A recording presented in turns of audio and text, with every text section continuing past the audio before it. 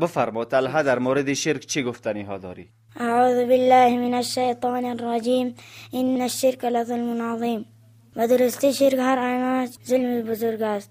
اینکه الله متعال هرگز راضی نخواهد بود بنده در عبادت شریک کند، آن فرشته مقربش، آن پیغمبر مرسل باشد. اذا الله متعال می فرماید و ان المساجد لله فلا تدعوا مع الله احدا. و اینکه همه مسجد خاص الله است، پس همراه الله کسی را و چیزی را نخواهید. ماشاءالله، جزاک الله خیرا طلحه. مساجد همگی از آن الله است، در مساجد همراه الله کسی دیگری را نخوانید، یعنی کسی دیگری را در مساجد به عبادت غیر الله نپردازید. خب طلحه بیادر، جزاک الله خیرا، سپاس. بسیار مسائل مهم را ارائه کرد. در حقیقت تمام روی زمین مسجد برای امت رسول الله صلی الله علیه و سلم است و تمام حیات امت رسول الله صلی الله علیه و سلم که به دین اسلام مشرف باشند در حقیقت نزد الله متعال عبادت است. به هر صورت جزاک الله خیرا. حال سراغ بیادر دیگری ما می رویم. السلام علیکم. و علیکم السلام. اسم شما؟ ابراهیم. بسیار خوش آمدین به برنامه. جزاک الله خیر. قراره که شما هم شنیدین طلحه بیادر در مورد شرک آیت دیده خواند و مسئله را بیان کرد و از شما میپرسیم که انواع شرک برای ما بیان کنین. انواع شرک کدام هاست؟ یعنی کمی مفصل تر برای شنوندگان عزیز معلومات بتین. بسم الله الرحمن الرحیم. شرک سه خیلی می شود: شرک اکبر، شرک اصغر، شرک خفیه. شرک اکبر حکمش از ملت ابراهیم خارج میکند، شرک اصغر نمیکند. شرک اکبر به حجت: اعوذ بالله من الشیطان الرجیم ان الله لا یغفر ان یشرک به و یغفر ما دون ذلك لمن یشاء و من یشرک بالله فقد ضل ضلالا بعیدا. و الله نمیبخشد کسی که شرک کرده و از شرک دیگر چیزی را و کسی که خواهد مغفرت میکند. کسانی که شرک کردند در گمراهی دور گرفتار شدند. دیگر حجتش: لقد كفر الذين قالوا إن الله هو المسيح ابن مريم وقال المسيح يا بني إسرائيل اعبدوا الله ربي وربكم إنه من يشرك بالله فقد حرم الله عليه الجنة ومأواه النار وما للظالمين من أنصار.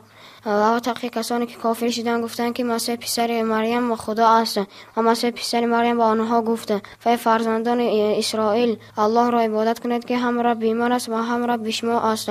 و تقی کسانی که شرک کردند جنت برایشان حرام است و برای این ظالمان هیچ از یار نجات دهنده نیست.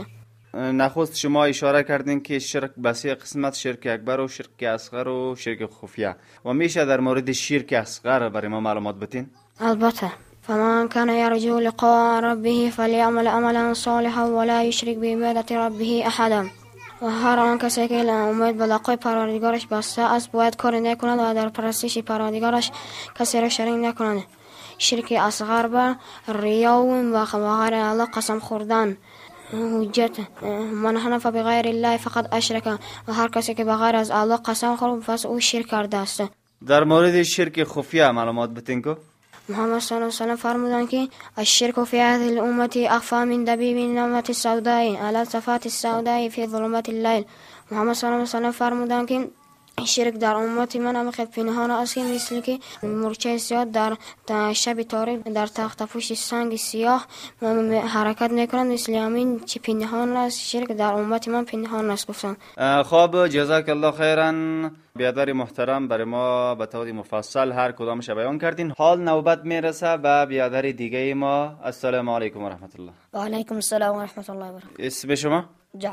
جعفر. ماشاءالله، با آوازش هم شاید آشنایی داشته باشین، در برنامه قبلی هم اشتراک کرده بودن. خیلی خوش آمدین. جزاک الله خیرا. آمده استی که با تو سوالاتی را مطرح کنم جواب بدی؟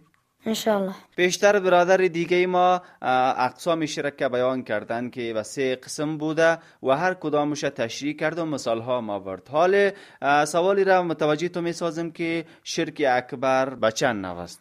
بسم الله الرحمن الرحیم. شرک اکبر به 4 نوع تقسیم می شود. یکمش در اطاعت، در دعا، در ارادات نیت، در محبت. در دعا به حجت: فاذا ركبوا في الفلك دعوا الله مخلصين له الدين فلما نجاهم الى البر اذا هم يشركون. مشرکان هم خیلی بودن که در کشتی سوار شدن اون میگفتن خالصانه بر الله دعا میکردن ای الله ما را از زمین بحر نجات بده. و وقتی که نجات میافتن از همون بحر به خشکی الله آنها را نجات میداد، بازم شرک میکردن، میگفتن بوت خیلی ما را نجات دادن. در ارادات نیات و حجت: من كان يريد الحياة الدنيا وزينتها نوفي إليهم أعمالهم فيها وهم فيها لا يبخسون أولئك الذين ليس لهم في الآخرة إلا النار وحبط ما صنعوا فيها وباطل ما كانوا يعملون. کسی که میخواهد حیات دنیا و زینت آنها را میدیم به کم کوسه و آنها چنان هستند که در آخرت نیست برایشان مگر آتش و هر آینه حبطه شد آن چیزی که عمل کردن و باطل شد آن چیزی که عمل میکردن.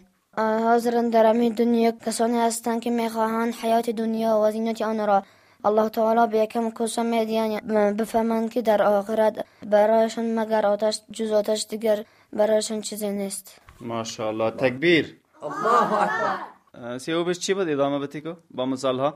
شرك در اطاعت: اتخذوا أحبارهم ورهبانهم أربابا من دون الله والمسيح ابن مريم وما أمروا إلا ليعبدوا إلها واحدا لا إله إلا هو سبحانه عما يشركون. می گرفتند دانشمندان خود و زاهدان خود را به ارباب بغیر از الله و مسیح پسر مریم را خدا می گرفتند و امر نشدند مگر اینکه الله یگانه را عبادت کنند، نیست معبودی بر حق جز و پاک است از آن چیزی که شرک می کردند. یعنی یهود و نصارا می گرفتند بغیر از الله رب. شرک در محبت: و من الناس من يتخذ من دون الله اندادا يحبونهم كحب الله. و از مردمان کسانی که بجز الله همتایان میگیرند و آنها را دوست می‌دارند به مثل دوست داشتن الله. امروز هم در دنیا کسانی هستند که پادشاه‌های خود را بغیر از الله دوست داشتند بالاتر، بدانند که به درستی اینها شرک اکبر کردند، در شرک اکبر گرفتار شدند. خب ماشاءالله، جعفر بیادر به خوبی تشریح کرده 4 نوع شرکی اکبره. تشکر، جزاک الله خیرا. خب شنوندگان عزیز محترم، شما صحبت‌های اطفال نازنین در مورد شرک و انواع آن شنیدین. حال میریم سراغ اطفال دیگری خود. السلام علیکم و رحمت الله و برکاته. و علیکم السلام و رحمت الله و برکاته. نخست طرفی بیادری که طرف دست راست مس میرم. السلام علیکم. و علیکم السلام. اسم شما؟ نور اسلام. نور اسلام. چنانچه در جریان برنامه برای ما وعده کرده که اصول دین بیان کنی. حال برای ما اصول دین بیان کو که چند قسم است؟ شناختن الله، شناختن دین، شناختن رسول صلی الله علیه و سلم. امیر همیشه به زبان روسی گفته میتونی؟ Знать Аллаха, знать Расула саллаллаху алейхи ва саллям, знать религия.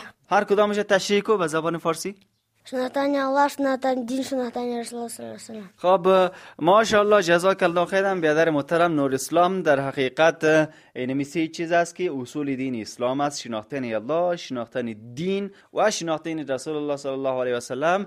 برای هر مسلمان واجب است و از اصول دین اسلام است. حال ما از زبان خودت اصول دین دانستیم که 3 قسم است. حالی میشه برای ما بگویی که برای هر مسلمان چند چیز لازم است؟ هر انسان چند واجب است: علم، عمل، دعوت، صبر. علم، شناختن الله، شناختن دین، شناختن رسول صلی الله علیه و سلم.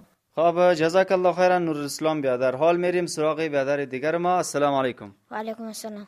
با آوازش آشنایی دارین. سلمان در خدمت ماست. خیلی خوش آمدی به برنامه.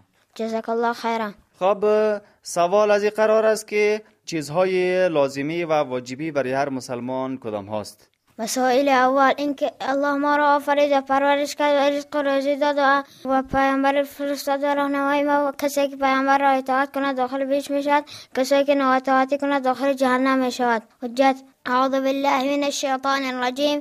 انا ارسلنا الیکم رسولا شاهدا علیکم کما ارسلنا الی فرعون رسولا فعصى فرعون الرسول فاخذناه اخذا وبیلا. ما به سوی شما پیامبر فرستادیم که بر شما گواه است، همچنان که به سوی فرعون هم پیامبر فرستادیم، اما فرعون از آن پیامبر نافرمانی کرد، لذا او را به عاقبت سخت گرفتیم.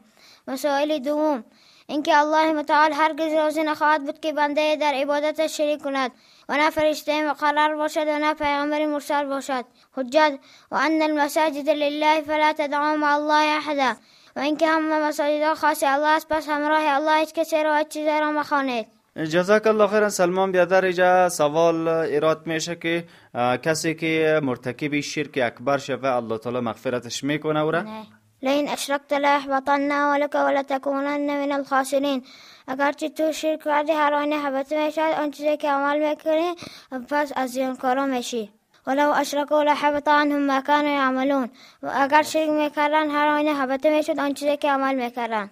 مسائل سوم اینکه کسی که الله را به یگانگی بشناسد و از پیامبرش اطاعت کند هرگز برای او جایز نیست که با کسانی که الله و رسولش مخالفت می‌ورزند دوستی برقرار کند، ولو اینکه بدنانشان باشد، ولو اینکه نزدیکترین خویشاوندانشان باشد.